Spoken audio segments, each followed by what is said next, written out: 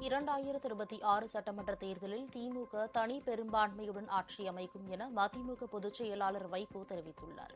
முதலமைச்சர் மு க ஸ்டாலினை சென்னை அண்ணா அறிவாலயத்தில் இன்று சந்தித்து பேசிய வைகோ, ஜனவரி 2ஆம் தேதி திருச்சியிலிருந்து மேற்கொள்ள இருக்கும் மது ஒழிப்பு சமத்துவ நடைபயணத்திற்கான அழைப்புதழை நேரில் வழங்கினார். பின்னர் செய்தியாளர்களிடம் பேசிய அவர், தன்னுடைய நடைபயணத்தை முதலமைச்சர் தொடங்கி வைக்க உள்ளதாகவும், திருமாவளவன், கமலஹாசன் உள்ளிட்ட கூட்டணி கட்சித் தலைவர்கள் இதில் பங்கேற்க உள்ளதாகவும் கூறினார். நடைபெற இருக்கிற 2026 சட்டமன்ற பொதுத் தேர்தலில் திராவிட முன்னேற்றக் கழகத்தின் தலைமையிலான இந்த மதச்சார்பற்ற கூட்டணிதான் மகத்தான வெற்றியை பெறும். திராவிட முன்னேற்றக் கழகம் தனிப்பெரும்பான்மை பெற்று அவர்கள் தனிப்பெரும்பான்மையுடைய ஆட்சியாகவே அது அமையும். இதை தொடக்க காலத்திலிருந்தே நான் சொல்லி வருகிறேன்.